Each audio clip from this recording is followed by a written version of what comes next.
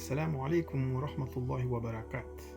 Oui, ma sœur, en islam, il est permis à l'homme d'épouser jusqu'à 4 femmes. Allahu Akbar. C'est l'une des grandes sunnas du prophète Mohammed alayhi salatu wassalam. Mais par contre, il faut distinguer deux choses. Un, la validité du mariage. Deux, le comportement. Sur le plan juridique, l'homme n'a pas besoin de l'autorisation de sa première femme pour en épouser une deuxième. Et Allah subhanahu wa ta'ala dit dans le Coran, dans la sourate 4, verset 3, épousez celles qui vous plaisent, que ce soit 2, 3 ou 4. Mais si vous ne craignez d'être juste envers l'une d'elles, contentez-vous d'une seule. Allahu Akbar. Nebomze, zamazaleo, mtumshe moja tutiki.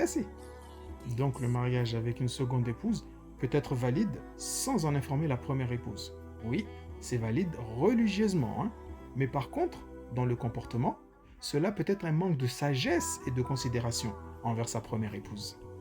L'islam ne parle pas seulement de permis et d'interdits, il parle aussi de justice et de comportement.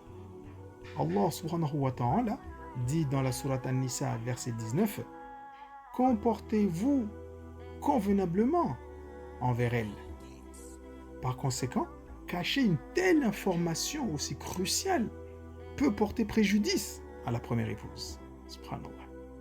Le prophète alayhi salatu wassalam nous dit que celui qui a 2 épouses, mais qui penche vers l'une d'entre elles, se présentera le jour du jugement dernier avec un côté incliné.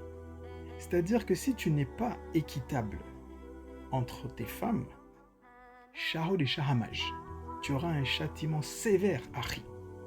Parce que celui qui se lance dans cette sunna doit être juste et équitable, que ce soit dans le temps, dans l'argent, dans l'amour. Et ouais. Tout ça pour dire que la polygamie, c'est pas juste un devoir, mais c'est une lourde responsabilité qu'on a avant d'effectuer cette polygamie-là. Mais par contre, de nos jours, beaucoup d'hommes oublient.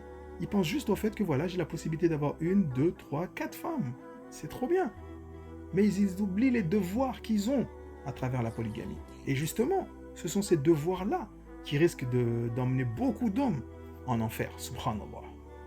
Et bien sûr, pour vous, les sœurs, si votre cœur ne supporte pas la situation du fait de partager votre époux, vous êtes dans votre droit de demander la séparation, car l'islam ne vous obligera jamais à rester dans une situation qui met en péril votre cœur, subhanallah. Et Allah, subhanahu wa ta'ala, nous dit dans la sourate 4, verset 130, « Si vous vous séparez, il vous enrichira de sa largesse, chacun de son côté. » Alors certes, pratiquer une sunna du prophète Mohammed alayhi salatu wassalam est bénéfique pour nous tous.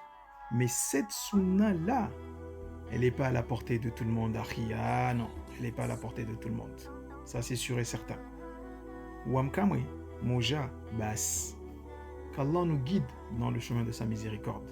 Alors, partage pour que plein de frères aient cette information-là et que chacun prenne en conscience les données que nous dit le Coran afin qu'on évite ce jugement-là qui peut être vraiment, vraiment, vraiment compliqué pour nous. Salam aman, incha'Allah.